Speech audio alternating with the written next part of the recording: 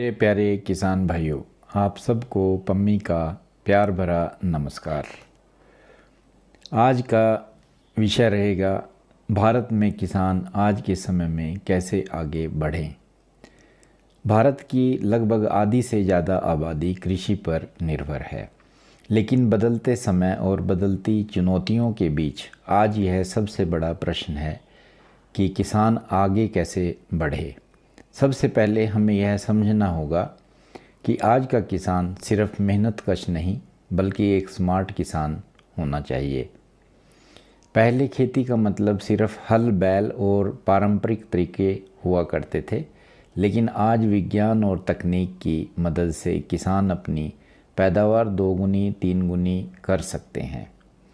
Drip irrigation, जैविक खाद, आधुनिक बीज और मोबाइल ऐप्स का प्रयोग करके किसान अपनी खेती को अधिक लाभदायक बना सकते हैं। दूसरी बात, किसान को अब सिर्फ उत्पादक नहीं बल्कि उद्यमी बनना होगा। पहले किसान फसल उगाकर मंडी में बेच देता था, लेकिन अब समय आ गया है कि किसान प्रोसेसिंग, पैकेजिंग और ब्रांडिंग पर ध्यान दें।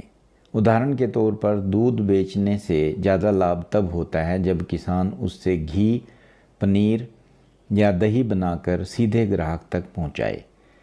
तीसरी बात, किसान को नवीनतम जानकारी और शिक्षा अपनानी होगी।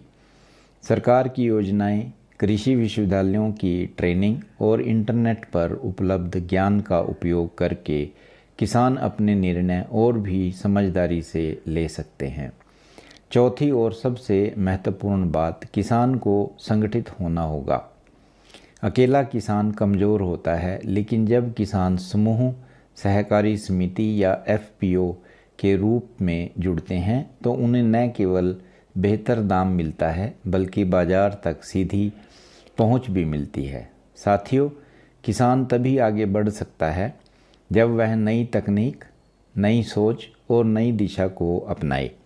हमें खेती को जीविका भर नहीं बल्कि व्यवसाय की तरह देखना होगा।